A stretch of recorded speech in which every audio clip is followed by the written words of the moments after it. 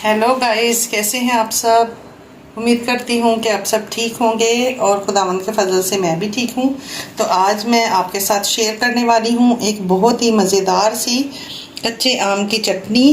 खट्टी मीठी और स्पाइसी और बहुत ही मज़ेदार बनती है। इसको आप पराठे के साथ, चपाती के साथ खा सकते हैं और बहुत ही कम टाइम में ये बन के तैयार होती है। और शायद ही ऐसी किसी ने बनाई हो चटनी। अगर आपने एक बार बना ली तो आप इसको बार बार बनाएंगे। ये देखें, इसका टेक्सचर देखें और इसी तरह इसका टेस्ट भी जो है वो बहुत ही मज़ेदार है। तो आप प्लीज़ मेरी वीडियो को एंड तक देखिएगा और वीडियो पसंद आए तो आप उसको लाइक, शेयर और सब्सक्राइब ज़रूर करें। और साथ में जो बेल आइकन का बटन है उसको भी ज़रूर प्रेस करें ताकि मेरी हर आने वाली वीडियो आप तक आसानी से पहुंच सके। तो चलिए वीडियो बनाना स्टार्ट करते हैं। हाय व्यूवर्स, मैं वर्जीना सैमसन आपको अपने चैनल में वेलकम करती हूँ। तो आज हम बनाएंगे बहुत ही मज़ेदार सी खट्टी मीठी और स्पाइसी चटनी जो कच्चे आम से बनती है और बहुत ही मज़ेदार बनती है। आजकल आपको पता है कितने ज़बरदस्त आम आए हुए हैं। तो ये मैंने तकरीबन 1 किलो से थोड़े से कम है आम ले लिए हैं। इनको मैंने छील लिया है, ये देखें। और ये वाले आम हैं, ये थोड़े खट्टे कम होते हैं। तो ये मैंने बाज़ार से ख़रीदे हैं। आप भी कोई भी आम ले सकते हैं जो आपके पास अवेलेबल हो। तो ये मैंने छील लिए हैं। अभी काट के आपको फिर दिखाती हूँ। इसमें हम 1 चम्मच नमक इस्तेमाल करेंगे, आधा चम्मच हल्दी है और आधा चम्मच मैंने मिर्ची ली है। और ये 1/4 टीस्पून हमने लिया है अदरक का पाउडर।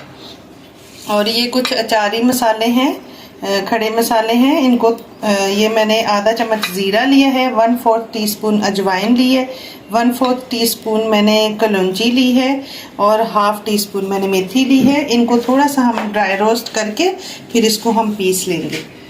तो ये अभी हम साइड पे रखेंगे। और ये हमने जो आम लिए हैं ये मैं आपको काट के दिखाती हूँ किस तरह हमने काटना है। ये देखें, ऐसे हमने इसमें से गुठली को निकाल देना है। ये आम असल में 2-3 दिन पहले से मैंने ला के रखे हुए, तो फ्रिज में पड़े हुए थोड़े से ये पीले हो गए। तो ये हम इस तरह आम को काट लेंगे इतने इतने पीसेस में।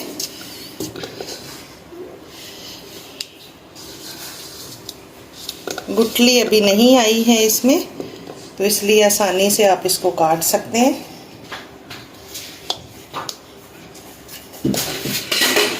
ये देखें, इसी तरह बाकी के भी सारे आम काट के फिर आपसे मिलते हैं। ये देखें, सारे मैंगोज को मैंने काट लिया है। इस तरह आपने क्यूब्स में काटना है, जैसे भी आप काटना चाहें आपकी मर्ज़ी है। इसको मैं देगची में डालती हूँ। और एक आपको बात मैं बताती चलूँ कि जब भी आप ये केरी वगैरह को बॉईल करें या पकाएं तो स्टील का बर्तन लें या नॉन स्टिक का बर्तन लें। अगर सिल्वर के बर्तन में लेंगे तो ये खट्टा है, तो उससे वो सिल्वर जो है वो सेहत के लिए अच्छा नहीं है, तो आप उसको इस्तेमाल ना करें। मैंने ये आग जला दी है और इसमें तकरीबन जो है वो 1.5 गिलास में पानी का इसमें ऐड करूँगी। ये मैंने 1 गिलास डाल दिया है और अब आधा गिलास और इसमें ऐड करूँगी। ये देखें, इस तरह इसमें डूब गया है। अब हम इसको बॉईल होने के लिए छोड़ देंगे और इसके ऊपर हम ढक्कन दे देंगे। ढक्कन दे के इसको उबलने के लिए छोड़ देंगे जब तक कि हमारी कैरी जो है वो अच्छे तरीके से गल ना जाए। तो तकरीबन इसमें 6 से 7 मिनट लग जाएंगे। तो मैं ढक्कन दे रही हूँ। तो ये देखिए, ये तकरीबन बीच बीच में मैंने चम्मच चलाया था। अभी तकरीबन 7 से 8 मिनट हो गए हैं। और ये देखें, ज़बरदस्त सी हमारी कैरी जो है वो बिल्कुल गल गई है। अब ये खुद ब खुद ही ऐसे करने से, दबाने से मैश हो जा रही है। तो अभी हम इसको मैश करेंगे इसी तरह। ये मैंने पोटैटो मैशर ले लिया है, इसके साथ इसको इस तरह देखें मैश कर लेंगे। ये देखें कितनी आसानी से ये मैश हो रही है।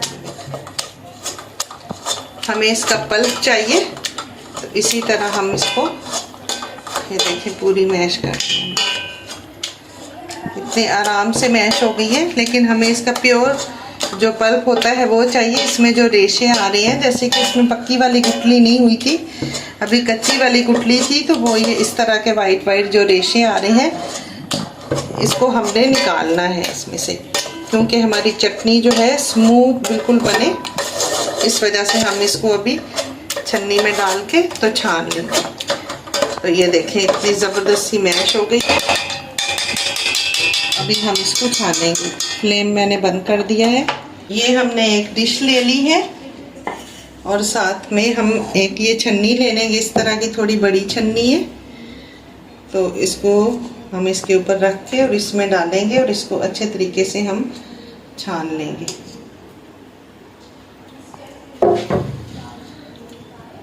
इसकी डंडी टूट गई है तो इसलिए थोड़ा सा मुश्किल हो रहा है। इस तरह हम इसके सारे रेशे जो हैं निकाल लेंगे। ये हमारा पल्प जो है वो सारा नीचे आ रहा है। ये देखें ये सारा पल्प हमारा निकलता जा रहा है। इसी तरह हम इसको पूरा छान के फिर आपसे मिलते हैं। तो ये देखें वो वाली छन्नी जो है वो हाथ में पकड़ी नहीं जा रही थी, गर्म थी, तो मैंने चेंज कर दी। तो ये हमने सारा पल्प जो है हमने निकाल दिया है और ये जो इसके रेशे बचे हैं ये हम चाहें तो इसको दाल में भी डाल सकते हैं। दाल बहुत मज़ेदार बनती है खट्टी, और चाहें तो इसका पानी में डाल के इसका शरबत भी बना के आप पी सकते हैं। तो इसको भी ज़ाया नहीं करेंगे। हमारा पल्प निकला है, हमें यही चाहिए। ये देखें कितना स्मूथ बन गया है। तो इसको अभी हम दोबारा चूल्हे पे रखेंगे। फ्लेम हमने ऑन किया है। उसी देगची को मैंने धो लिया है। अब हम इसको मेजर करके डालेंगे, क्योंकि मीठा हम उसी के हिसाब से डालेंगे। तो कोई भी कप या कटोरी आप ले लें और इसको कोई तड़का वगैरह हम नहीं लगाएंगे, ऐसे ही हम डायरेक्ट इसको डाल देंगे।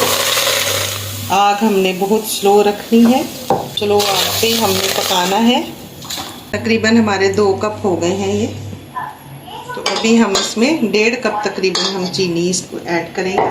आप अपने टेस्ट के हिसाब से कि आपके आम किस तरह के हैं, खट्टे हैं या मीठे हैं, उस हिसाब से आप चीनी कम ज़्यादा कर सकते हैं। जिस कप से हमने पल्प लिया है उसी कप से हम चीनी ऐड करेंगे।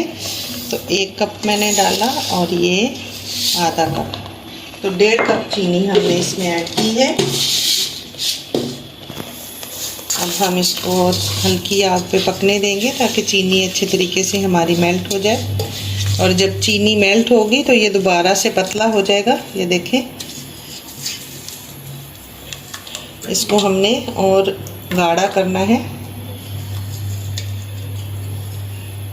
जब तक इस चूल्हे पे हमारा ये पल्प जो है वो पक रहा है, चीनी हमारी मेल्ट हो रही है, तो जो हमने खड़े मसाले लिए थे खुशबू के लिए हम इसमें ऐड करेंगे। उसको हम हल्का सा रोस्ट कर लेंगे। तो इसको हमने ज़्यादा देर तक नहीं भूनना है, हल्का सा इसको रोस्ट करना है। हल्की आग पे मैंने इसको रखा हुआ है, तो हल्का सा रोस्ट हो जाए फिर हम इसको पीस लेंगे। मसाले हमारे रोस्ट हो गए हैं और इसको हमने इसी तरह हिलाते रहना है वरना जल जाएंगे।